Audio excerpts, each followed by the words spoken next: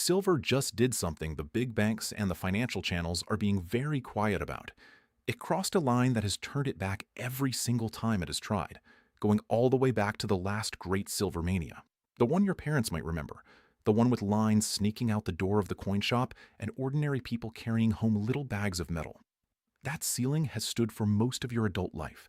And now, quietly, without a single breathless headline, silver has climbed up and pressed its face right against it, and in places, pushed clean through. If you own silver right now, or if you have been thinking about it, this is a moment you need to understand. Not the way a trading desk wants you to understand it, but honestly. Because there is a story being sold to you here, and it is a comforting one, and it is wrong. I am not going to promise you a price. I am going to walk you through what really happened the last time silver reached this place, what the number everyone is celebrating actually hides, and why the high that matters most has not been touched at all. Stay with me to the end, because the real ceiling, the one nobody on television will show you, is the whole point. Here is the first thing to sit with, and it is not a price on any screen today. Silver has been turned away at roughly the same dollar level, not once, but twice, decades apart. Once during that old mania, and again about a generation later. Two separate storms of buying, two separate peaks, and both of them stalled out at nearly the same spot. Think about what that means. A whole lifetime went by, and the ceiling did not move. The base underneath it stretches back better than 40 years now. That is not the shape of an asset that just ran too far. That is the shape of a spring that has been compressed for a very long time. So let me tell you about a man. Call him the machinist. He is real in the sense that thousands of him were real. Back in that old silver boom, he watched the metal climb day after day, faster and faster, until it felt like the only mistake was owning too little. He drove to the coin dealer, waited in a line that wrapped the building, and bought all he could carry. He believed, the way everyone believed, that this was the beginning. And for a few dizzy weeks, it looked like he was right. Silver touched a number that seemed impossible, a number people still quote today. And then the whole thing came apart in his hands. What broke it was not the metal. Nothing changed about silver itself. The same demand, the same tightness, the same reasons to own it. What changed was the machinery around it. The exchanges that host the paper market did something they can always do. They raised the cost of holding a position. They demanded more money down to keep the same bet open. And when you force a market full of leveraged traders to suddenly post more cash, they do not calmly comply. They sell. They dump. The price collapsed, not because silver was worth less, but because the people betting on it with borrowed money were squeezed until they let go. Our machinist watched his winnings evaporate. He did not sell at the top. Most people never do. He held a bag that would take the better part of his life just to get back to even in clean dollars. Now here is where the comforting lie comes in, and I want you to see exactly how it works, because the same trick is being played on you right now. When silver came back and kissed that old high a second time, the story on every screen was that silver had returned to its record, its all-time high, the top of the mountain. And in plain, printed dollars, that was true. The number matched. But a dollar from that first mania and a dollar today are not the same dollar. Not even close. Everything you buy, a loaf of bread, a gallon of gas, a doctor's visit, a modest house, costs many times what it did back then. The dollar was quietly hollowed out over those decades, a little each year, by the very institutions that manage it. So ask the honest question. If it takes far more dollars today to buy the same loaf of bread, then what would that old silver high actually be worth if you measured it in today's money? And the answer, when you run it out, is stunning. Adjusted for the inflation that has happened since, that old peak sits not at the number everyone celebrates, but far above it, up in the low three figures. Silver, in real terms, in the money that actually buys your groceries, has never come back to where it stood in that old boom. Not the second time it tried, not now. The record everyone toasts is a mirage. The true high is still a mountain ahead of us, and almost nobody is telling you that. Let me pause here, because this is the fear peak, and it is exactly where you need to be careful. If you are a retiree and you have spent a working lifetime turning your labor into savings, this inflation story is not an abstraction. It is the thing that can quietly ruin a careful person. You did everything right. You saved, you were disciplined, and then the purchasing power of what you saved was allowed to melt year after year like policy, while the financial channels told you everything was fine. That is the enemy in this whole story. Not a bad quarter, but a slow, deliberate erosion that the people in charge would rather you not notice because your calm is convenient for them. And that is why so many retirees have started doing something their advisors never mentioned. Here is a fact the trading desks do not advertise. The central banks themselves, the biggest and most informed buyers on the planet, have been accumulating gold at a record pace, more than 1,000 tons a year, 3 years running, roughly double what they bought the decade before. They are protecting themselves from the exact erosion I just described. And there is a perfectly legal, quiet way for an ordinary person to do the very same thing inside the retirement account they already have. You can move a portion of an existing 401k or IRA into physical gold and silver, real metal, not a paper promise, without triggering taxes and without an early withdrawal penalty, through what is called a self-directed precious metals IRA. This is not some exotic thing reserved for insiders. If you have $100,000 or more in any retirement account, this is available to you. To learn how it works, I put together a free guide. If you are watching this on your television, just scan the QR code on your screen. If you are on your phone or your computer, go to jeffreedguide.com. It walks you through the whole thing, no obligation. Now, back to the story, because here is the part that actually changes things, and almost nobody gets to it. Everything I have told you so far is about the past, about a ceiling and a mirage. But something is different this time, underneath the price, in the plumbing that most people never look at. And once you see it, you cannot unsee it. The metal itself has gotten quietly, structurally scarce. For several years running now, the world has used more silver than it has produced, a supply deficit, year after year, drawing down the above-ground stockpiles that were built up over generations. And the reason is not sentiment. It is that silver is no longer just a thing you hoard in a coin. Silver is in the solar panels going up on rooftops and across deserts. It is in the electronics, the sensors, the wiring of a modern economy. And here is the cruel little detail. In most of those uses, the silver is spread so thin, dispersed in such tiny amounts across so many devices, that it is simply not worth recovering. It gets used, and then it is effectively gone. There is an old line that captures it perfectly. Gold is hoarded. Silver is burned. Every year, the world quietly burns another slice of its silver, and it does not come back. Put those two things side by side. On one hand, a metal that in real, inflation-adjusted terms is still trading far below where it stood in that old boom, cheap by the only measure that counts.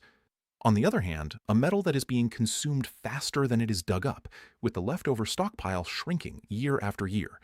That is a very unusual combination. It is not a guarantee of anything. I will be honest with you about that in a moment. But it is a setup you do not see often, and it is precisely the kind of thing that gets quietly ignored right up until the moment it does not. There is another tell here, and it is one of the oldest patterns in these two metals. Gold moved first. Through the long run into these record highs, gold was the leader, the metal the central banks and the big institutions bought, the safe one, the respectable one. Gold climbed to levels people once thought absurd, near $4,000, while silver dragged behind, still shadowed by that old ceiling. And that is exactly how it usually goes. Gold leads, silver lags. And then, late in the cycle, silver wakes up and moves faster than gold, closing the gap in a hurry.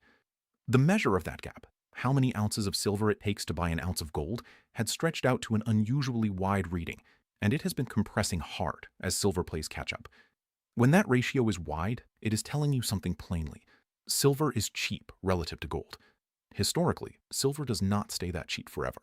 And do not let anyone tell you this is only a chart, only a technical story about numbers on a screen. Whether money is backed by metal at all has been one of the great political fights of this country.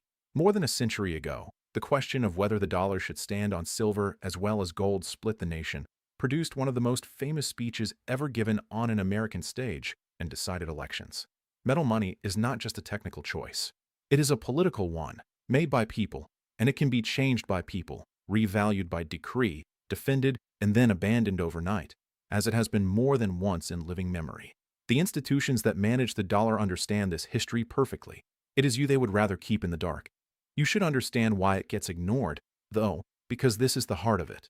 There is a difference between the paper price of silver and the physical metal itself, and the two do not always tell the same story.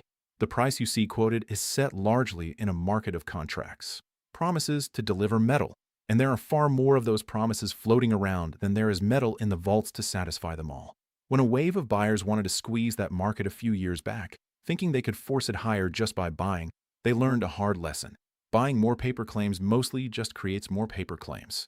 The desks can print promises far faster than anyone can mine ounces. And that same machinery, the one that can conjure paper supply out of thin air, is the one that can raise the cost of holding a position and knock the price down 30% in a matter of days, exactly as it did during that old mania, without one single thing changing about the metal in the ground. So when silver drops sharply, and it will, more than once, on this journey, you have to know what you are looking at. Is it the metal that changed, or is it the machinery? Almost always, it is the machinery. The exchange moved the cost of holding, the leveraged crowd got flushed, and the paper price lurched down while the physical shortage underneath did not budge an inch. The people who understand that difference do not panic into the drop. The people who do not understand it hand their metal to the desks at exactly the wrong moment, which, if you follow who profits, is the entire business model. Here is what I would gently tell you about your own position, and this is not personal financial advice, just principles a careful person can hold on to. Own the metal, not a paper promise. If the whole point is that physical is scarce and paper is abundant, then a paper claim defeats the purpose. Size it so that a sharp drop, a shakeout, a 30% paper flush can never force you to sell. The only people truly hurt by volatility are the ones who are positioned so tightly that a scary week forces their hand. And do not, whatever you do, sell into the shakeout. That is the machinist's mistake in reverse. He bought the top. The modern error is to dump the bottom. Both are the desks winning. Now let me bring you to the part one promised, the one I have been saving, because it is the part nobody else will frame for you honestly. Where are we, really, in this whole thing? And the honest answer is, early, not at a top. A top is a mania. It is the coin shop line around the block. It is your neighbor who never cared suddenly an expert. It is silver leading every news segment. Look around. None of that is happening. The mainstream, the pension funds, the financial media, they have not caught on. Silver is still the metal they left for dead, the one that spent decades trapped beneath a ceiling, the boring cousin of gold.